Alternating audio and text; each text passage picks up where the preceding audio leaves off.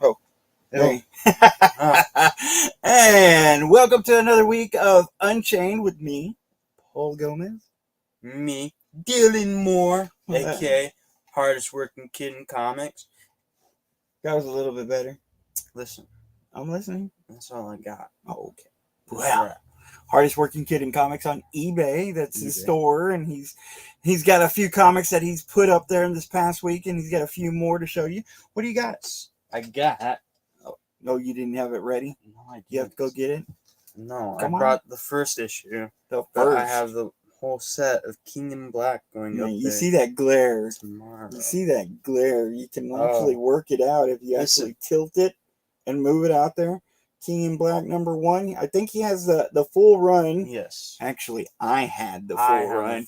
He's taking it and putting it on his eBay store just a feature for y'all nowadays. Anyway, also, let's talk about our sponsor, Geek Out.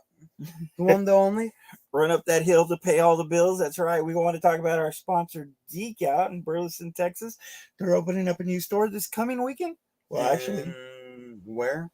Mansfield, Texas. Mansfield. Actually, they opened it already, but the grand opening is this weekend. Yes, that was only a soft opening. Not the medium. The medium. Not the large.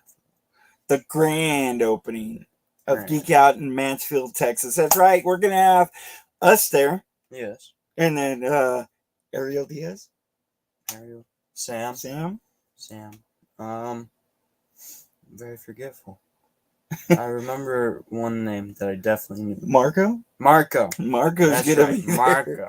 Charter Comics is gonna be there. Lacey Kruger is gonna be there. We're gonna have a huge time. I don't know if there's gonna be cosplayers or not, but I do believe there's gonna be food trucks. It's gonna be a big event. That's gonna be Geek Out, Mansfield, Texas, the 4th. It's going to be from 11 to 5 p.m. So if you're in the DFW area, please stop by, get a signature on a comic, check some of the stuff out that we have. It's going to be amazing. Come party! And usually we feature a few Kickstarter stuff, but unfortunately I've been getting ready for the grand opening. One of our colorists has a new project that his book is out. I forget what it was called, but it's out. It just came out on Kickstarter. Mm-hmm. But we're not going to worry about that. We have a great guest this week who has a Kickstarter as well. His name is Kurt Zauer. Bring him on in. How you doing? Hey. All right. Good evening. How we doing? Good, man. Like I said, my head has been like everywhere. We've been working with our sponsor, trying to get this stuff ready for this grand opening of their second location, which is amazing. That's cool. Yeah. I mean, we love to see whenever LCSs come up, especially LCSs that feature a lot of independents. And I know Geek Out does. Yeah. Yeah, a lot. That's right. Nice. Yeah. Speaking of independents, how are you doing? I'm doing all right. I'm about a week in, and I think 77% funded. So awesome. Doing really well. I've got Grand Rapids. I'm packing up tonight. As soon as I'm done with the show here, I'm packing up for Grand Rapids Comic Con. So I'll be on the road for that after work and doing that show this weekend. Looking forward to that too. Now, this isn't your first comic. No. Oh, no. It's my first spin-off from my first comic. Yeah. Oh, this is a spin-off. I didn't realize that. Yep. It's set in the same. I call it the Sands verse. It's my original comic is called Spectrus and Sabanian. It's kind of a horror thriller in the vein of like a Constantine or a Doctor Strange kind of thing.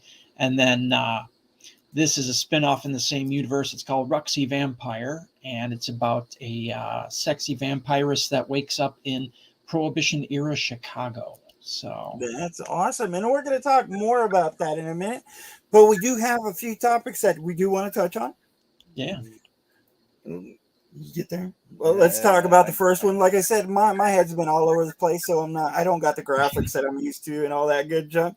But that first topic we were going to talk about, a big conversation piece that's been all over Facebook, which is Matthew Perry passing away. And, he was a big pop culture icon whenever it came to Friends. Did you watch Friends? Off and on a little bit here and there, but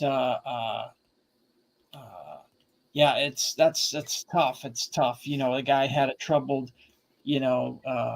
Some people have a hard time dealing with fame.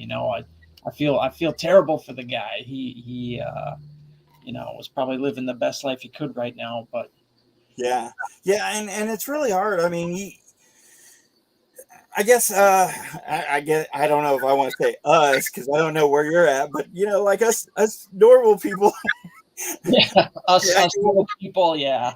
yeah, we don't exactly know how it is whenever you get that high of fame, and even though you have money and whatnot, you still have some problems. But I mean, he was an advocate for getting help whenever you had an addiction, so that was a good thing that he would always tried to help other people and was always struggling with it himself. And unfortunately, it came to this point, but the main thing was like, that sitcom was like an icon for like a generation. To me, I equivalent to MASH. Do you know what MASH is? The Monster Mash? No, no, no. Wow. MASH was a TV show about, I guess, the war, the soldiers in the war. Korean War, yeah. And it was probably one of the biggest shows at that time period, and Friends was kind of the biggest show of my time period as well. So I mean, I don't know if there's ever going to be that big of a show again. I don't know. I haven't seen that show. That's actually, yeah, that's a good question. Especially on network TV. All the big shows now are streaming, and the audience is so diverse and broken up into streaming services and whatnot, and yeah, it's easier to turn stuff off or binge this and that and not get numbers for it. So to have that big show like All in the Family, MASH, Friends and stuff like that, it's kind of, I mean, you never know if that's going to be one of the last ones. So I mean, it might be one of those last things, and to see, one of the main actors pass away he was 54, so I want to say it's an early age. Oh yeah, It's kind of harsh, but I mean, it affected a lot of people, and hopefully, like I said, everybody gets help whenever they need it, and he was definitely an advocate for that. So we thank him for that. yeah, he was quite a guy. I mean, you just hear how much his co-stars are crushed as well. I mean, they were all really tight, and it's like almost probably something like losing a favorite coworker or a good friend. I mean, that's tough. Yeah, it really is tough. And now, I mean, I don't know how to exactly segue from Friends into like the biggest, I guess, box office movie at the moment, which is Five Nights at Freddy's.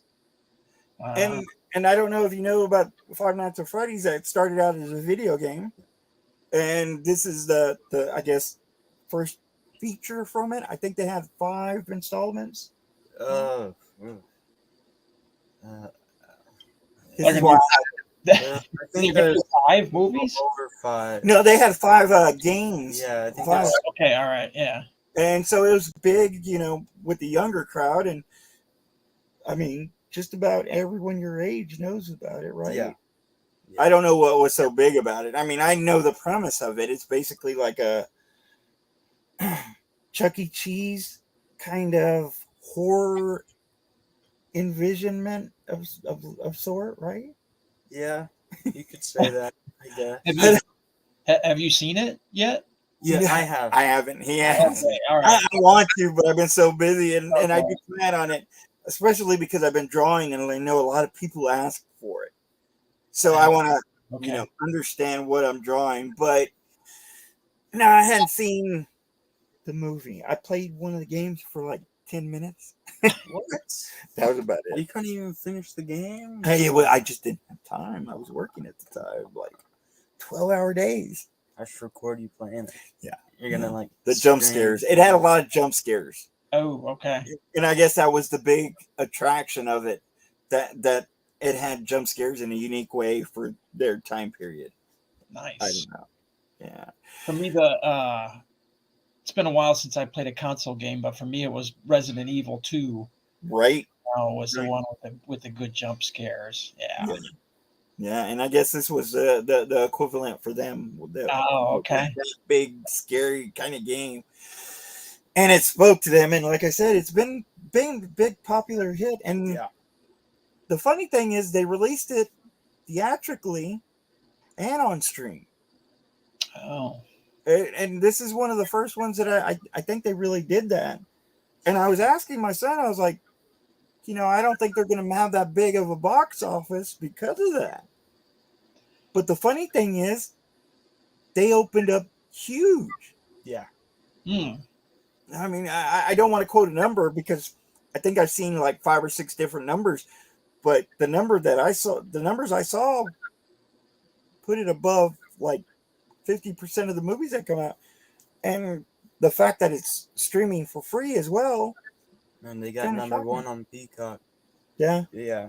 I forgot what number 1 it was, but I know it got number 1 on something. Yeah. So that's cool. Yeah.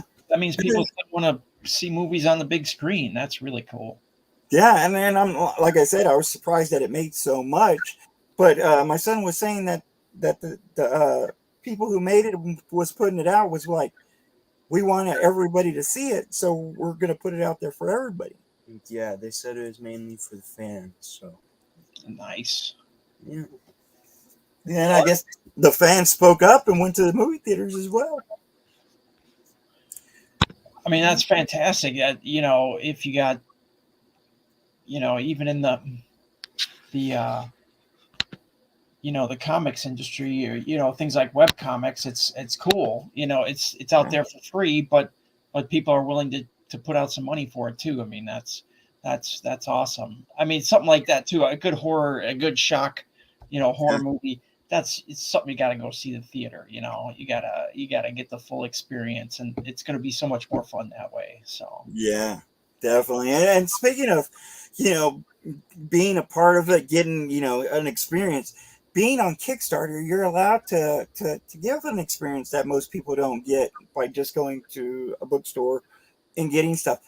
You get like add-ons and stickers and stuff, and sometimes get written into books. So tell me about your campaign that you're running right now. Do you have something unique that you put on it? Well, we've actually hit our first milestone bonus. So people are getting a digital pack of 9 free digital comics for every backer. We're closing in on a free mini print by Hedwin Zaldivar. You've got one of his posters up in the banner there. Awesome. And the final milestone bonus is a collector's card by that one right there, M.R. Gunn. It's going to be like a collector's card with the picture on the front and a little blurb on the back. So it's going to be cool. Yeah, and that's. Yeah, and you got tons of great covers. We're going to get to those in a minute. But I really did want to talk about your earlier project. You said this is a spin-off of an earlier project? Yeah, it's called Spectre St. Sabanian. It's a supernatural thriller about the ghost of Cleopatra's top assassin. Awesome. It's and she's trying to rejoin the world of the living. She wants to find purpose in her life and become a real person again. She can look solid. She can move things. She's kind of learned to interact with the world again. But she's also bound by an ancient curse to this demon named Sabanian. The title is called Spectre St. Sabanian. And he's like a burning engine of destruction. So as she pushes more into the world of the living, she's got to drag along Sabanian and figure out how to deal with him. So how did you come across this story? I mean, was this something that you just fell into, or? It's a combination of things. I'm a tabletop gamer. I play. I don't know. You guys ever heard of Mutants and Masterminds? Mm-hmm. It's a fantastic game. So few people have heard about it. I'm surprised more people don't play it as far as hero games go. And it's kind of based on a character that I made for that game. And my friends were always kind of, you should make a comic. You should make it. I'm like, hey. So I finally did it. And and it's been going great. I've had such a great time drawing it that I found a great comic artist, great artist topper that I've been working with, and so I've got 4 issues of that out.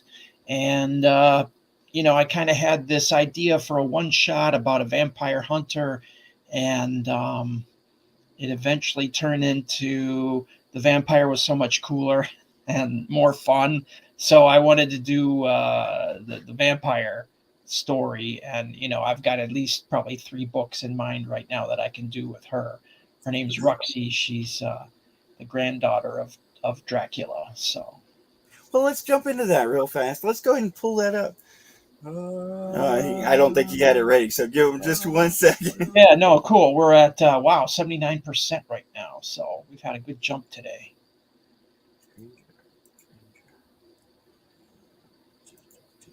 But yeah, Ruxy is it's set in the same world. That cover image there is by M.R. Gunn. He's an amazing artist. I met him at a show in Michigan at Motor City Comic Con a couple of years ago.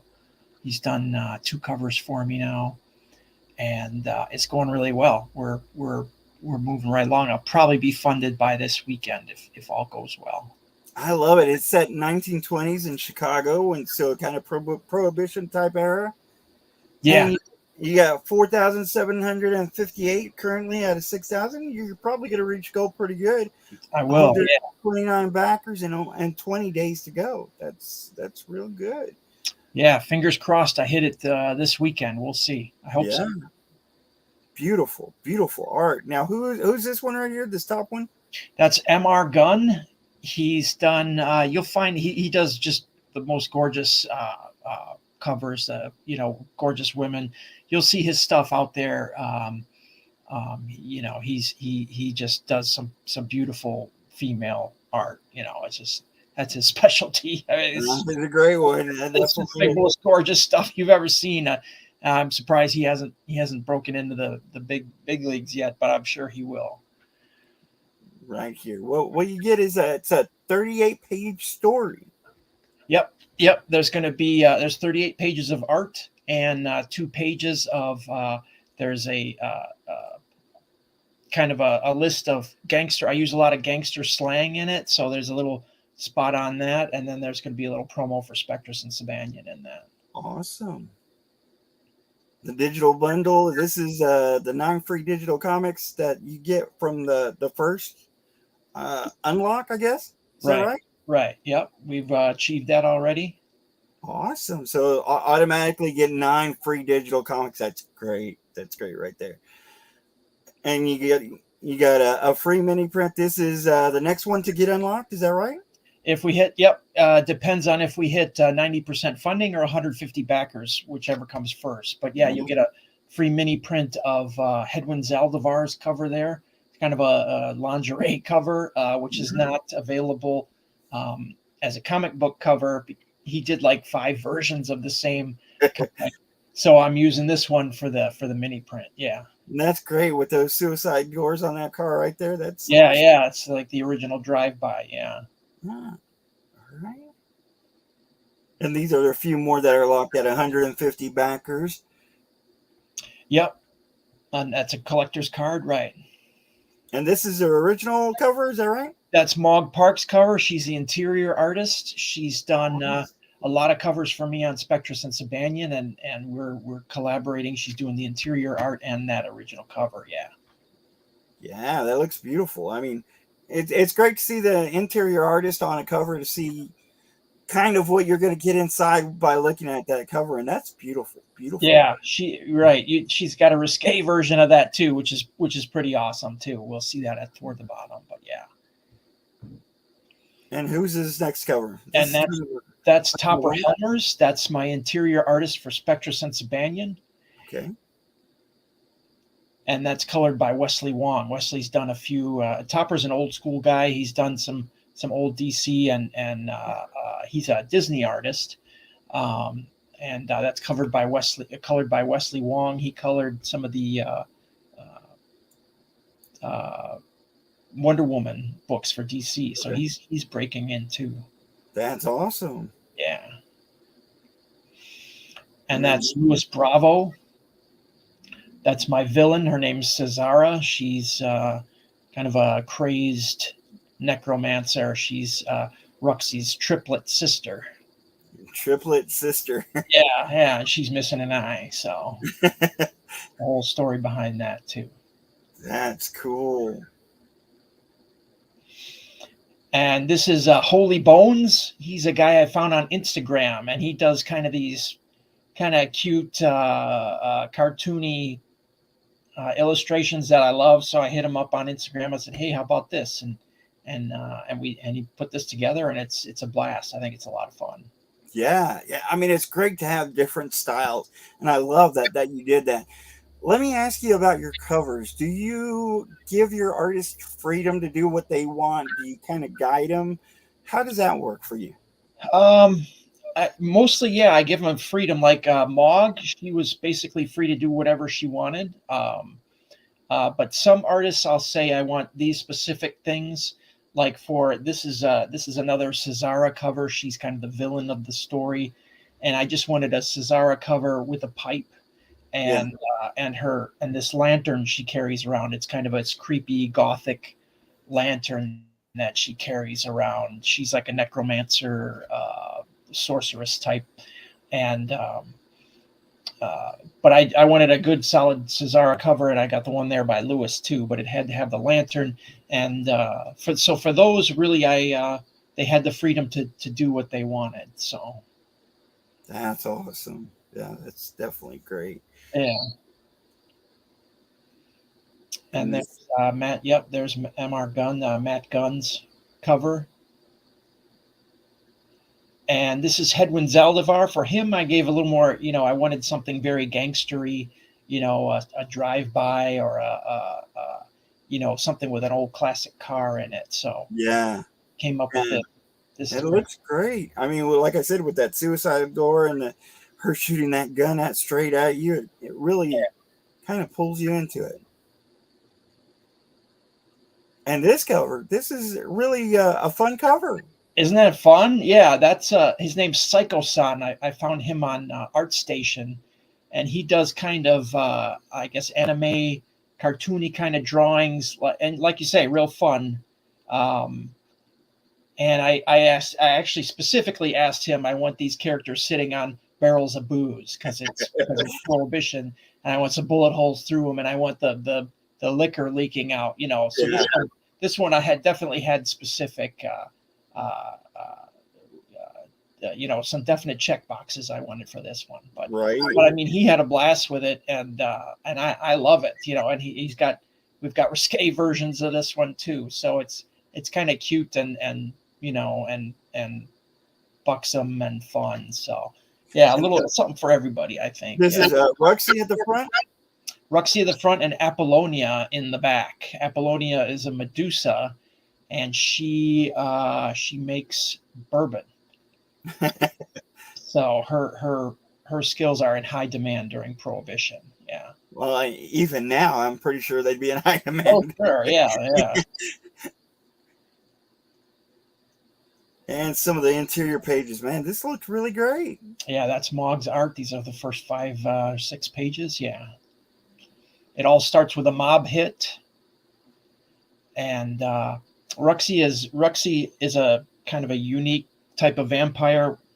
If they get the sunlight turns them to stone. It doesn't destroy them, but it turns them to stone, and they don't know, if they'll ever be released. But in this case, they look like a statue. It's her and her brother, and they were bought by some mobsters and put in an apartment building. And this mobster gets whacked by a couple other guys, and the blood on the statue, on the stone shape, wakes them up. No, I love this page specifically. The pictures behind them, and then that blood splatter with the smoke mixed in. Yeah. This is a really great picture right there. Yeah. Oh.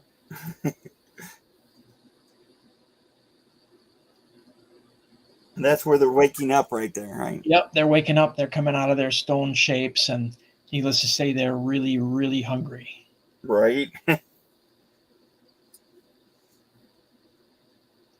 Yeah. Yeah, that looks great. It really does. And what is this right here? This So is the two covers? right. So these are the cover variations. This is Mog's work. She's got the standard on the right side and the naughty on the left. With that vampire like coming out of her. Yeah, exactly. I don't know. For me, I would just go the unprohibited cover on this one. This is Right. It's just too awesome. Yeah. And that's Cesara. This is Enolia Nova, who is an artist I've seen on Tumblr and other places, and she does Right. real kind of gorgeous character work. So she put this together for me as well. And there's Holy Bones. Yeah, Matt Gunn. And Louis Bravo did a series of 3 different variations. Yeah. And Topper also did 3 variations. I don't know. Maybe I overdid it a little on the covers. This is going to be. I don't know which one's my favorite. I think Matt Gunn's is. Yeah. But it might be this one right here as well because it is so fun. It is fun. Yeah. So yeah, it's going to be tricky fulfilling this. There's going to be a lot of cover orders. I'm going to dial it back, I think, a little for the next one, but no, it's still a lot of fun. It's going to be cool. Yeah. And these are kind of just the details of each one. Is that right? Right. And then Mog is doing some blank cover sketches, and she's also got some original art there at the very bottom. I love that. I love whenever you got some blank sketch covers for the interior artist to do. Yeah. And, being able to offer up some original art is always a great thing for Kickstarters. Because this is one of those things that you don't get in like a comic store. You usually don't see at conventions that much. But It's great to have it right here on a Kickstarter because, if you have a fan who really wants to be part of it more than just the book itself, they get that experience, which is always great.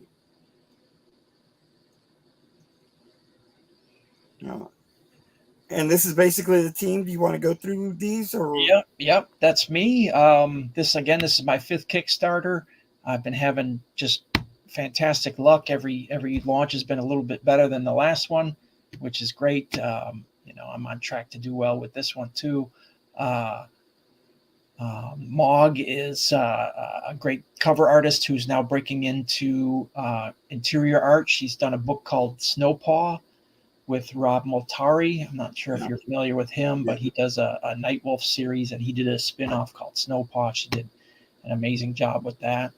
She was also the lead illustrator for Game of Thrones for the TV show. So yeah, that's kind of her claim to fame there.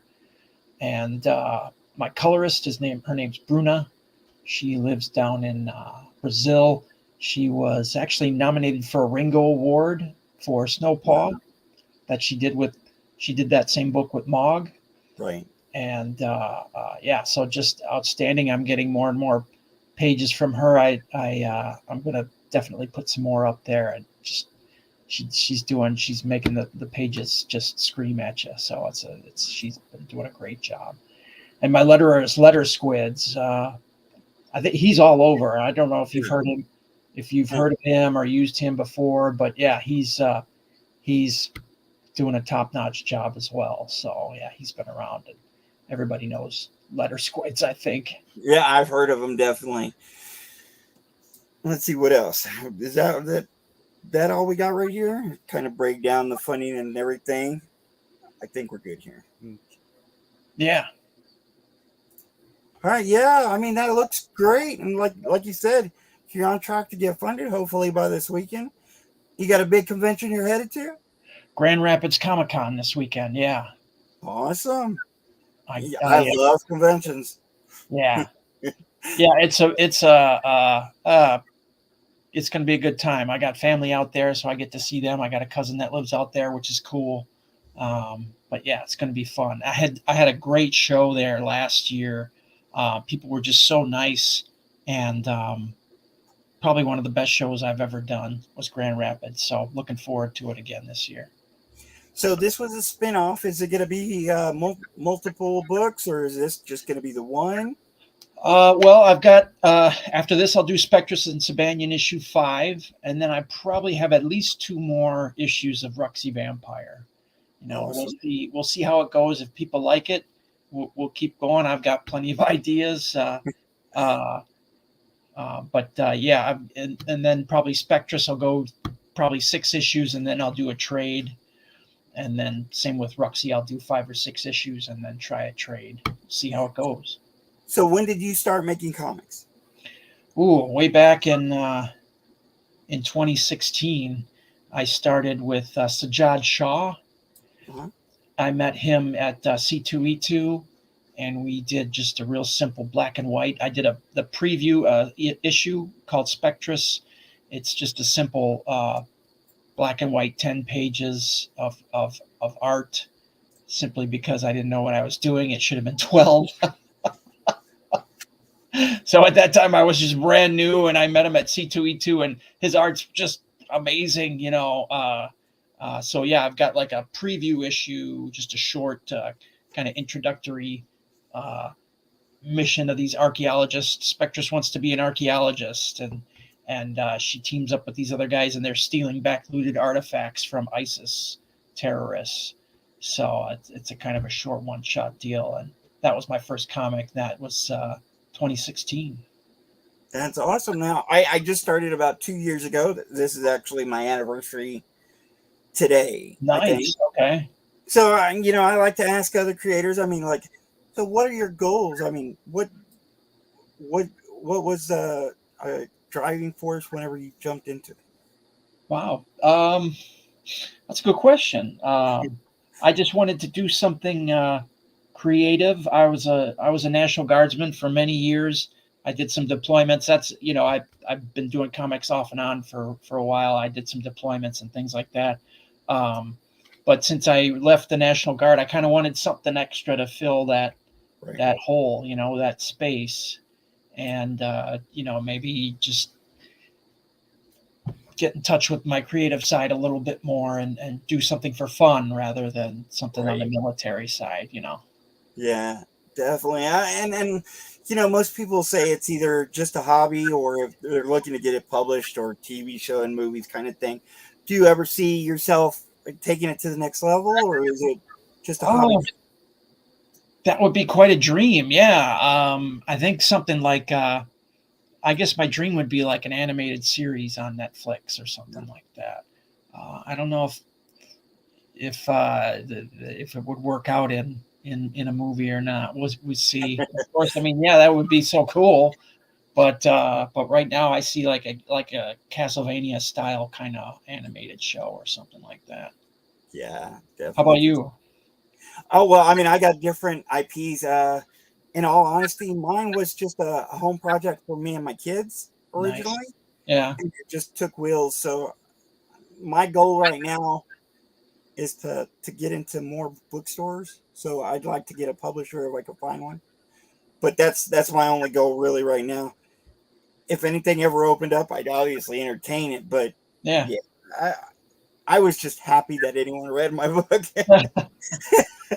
Tell you the truth, but it really was a hobby for me. So it was one of those things.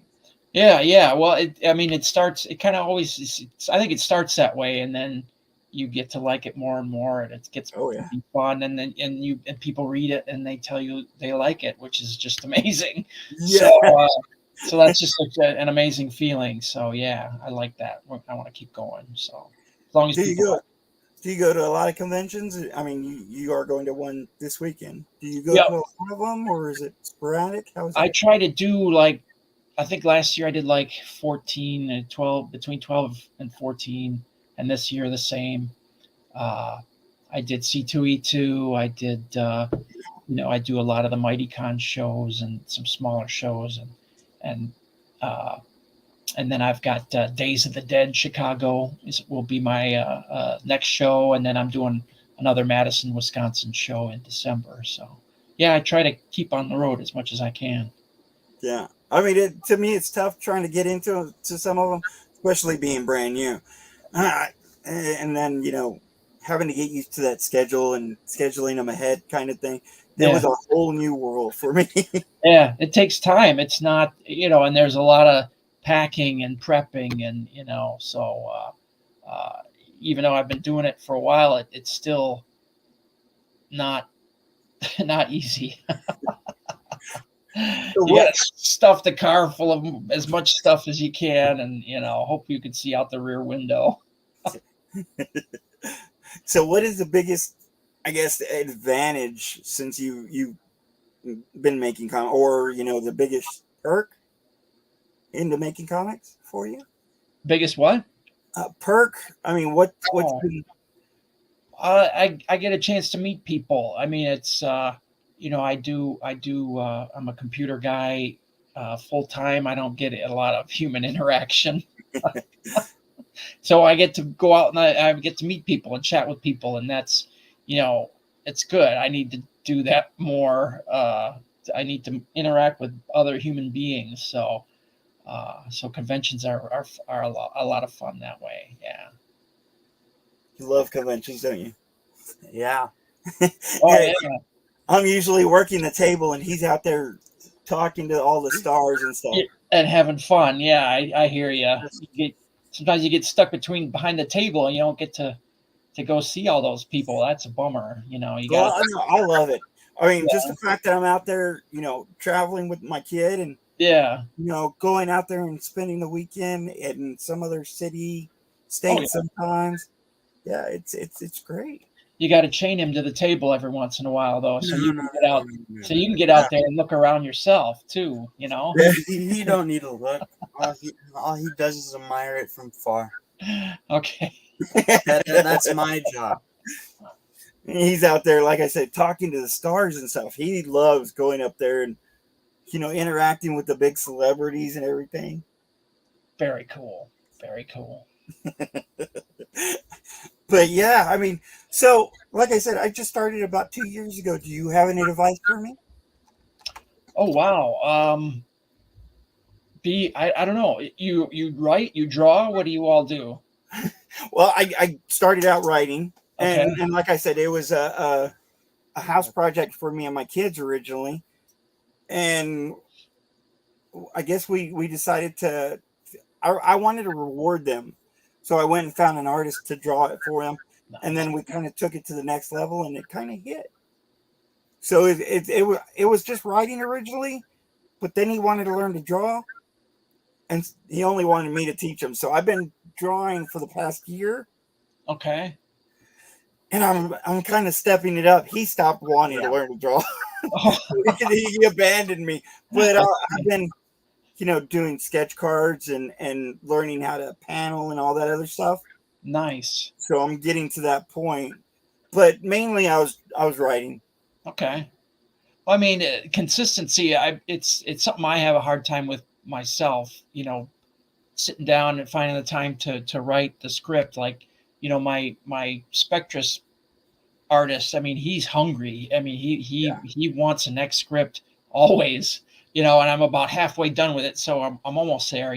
But uh, you got to just mark the time off and write and get the writing done, and Yeah. then from there you can keep pushing. But I mean, that's so cool that you can draw too. I mean, that's huge.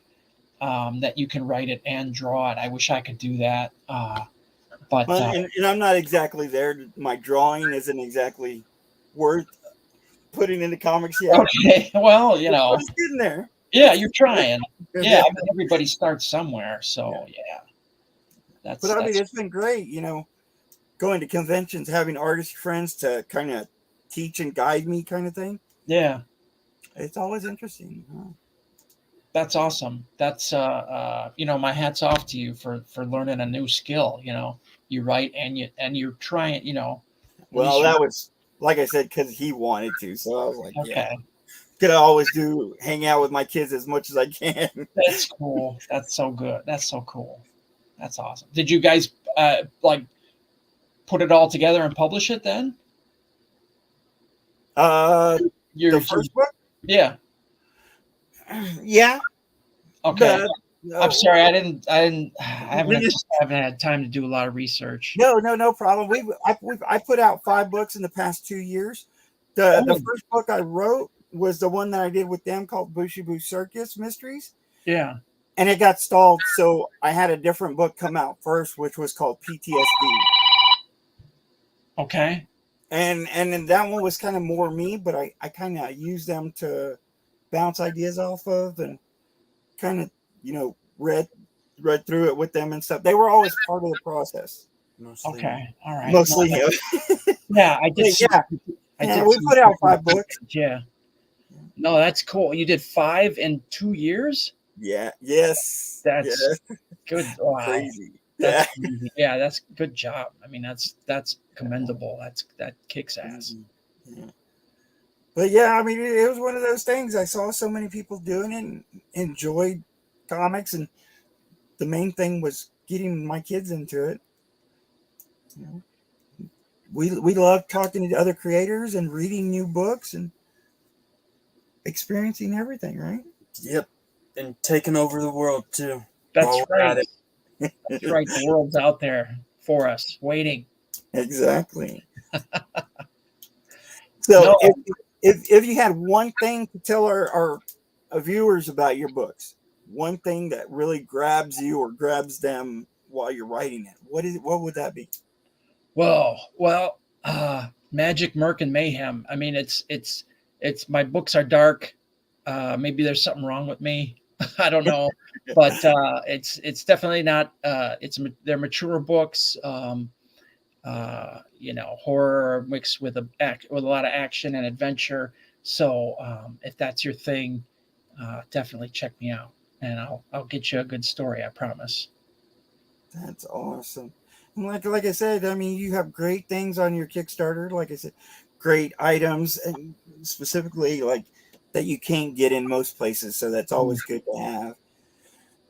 And it looks fun. You've got such great art, beautiful, beautiful covers. I think that's something that a lot of people forget about sometimes, or just kind of pigeonhole themselves into one kind of cover. Yeah. Which I mean, I love the versatility of your covers. That's great. I wanted to do something for everybody. There's a lot of sexy stuff out there, and that's fine. That's cool, and but I think you can do sexy in a bunch of different ways. So why not? Why not have fun with it? Yeah, and like I said, I love the fact that it's set in the Prohibition times. Kind of a little, different than most people doing modern day stuff. So that's always a good thing. Yeah, if you like tough guys and gangster movies and that kind of Tommy guns and all that good old stuff, you're gonna love this comic. Yeah. That's awesome. All right, I think we're going to go ahead and end it here. Is there a good way that anyone could get a hold of you if they have questions, or is there anything else you'd like to tell to the audience? You can definitely catch me on the Kickstarter. You can message me on Kickstarter, or you can reach me at Kurt Zauer at kgcomics.com. Awesome. Definitely go check out his Kickstarter. It looks great. It looks fun. It is definitely different from most of them that I've seen. So help support him out. He's almost there at his funding. Besides that, make sure y'all come to the grand opening. That's going to be the 4th. That's Saturday, 11 to 5 on Mansfield, Texas, if you're around DFW. And he's also going to be at, what's that? Grand Rapids Comic Con this weekend. Grand Rapids Comic Con. So if you want a signature for me, being Mansfield, Texas, Grand Rapids, he'll give you a signature, I'm sure. Other than that, I think we're done for the day. Think so? Yeah. I don't know. Are we? Where are you selling your books at? I sold them. Yeah. You sold them all? Yeah, all of them. They're all gone. Yeah. Hardest working kids in comics on eBay. Cool. And again, my name is Paul Gomez. I'm Paul Gomez 790. If you have any questions about creating comics, if you have any questions at all, you can definitely check me out. I'm usually on Facebook. But if you're also just having a bad day and need somebody to talk to, Paul Gomez 790. It's okay not to be okay. Just don't live there. You hold on 1 minute and we'll be back with you. Everyone else, thank you and have a great week. See you next week. I gotta. You gotta-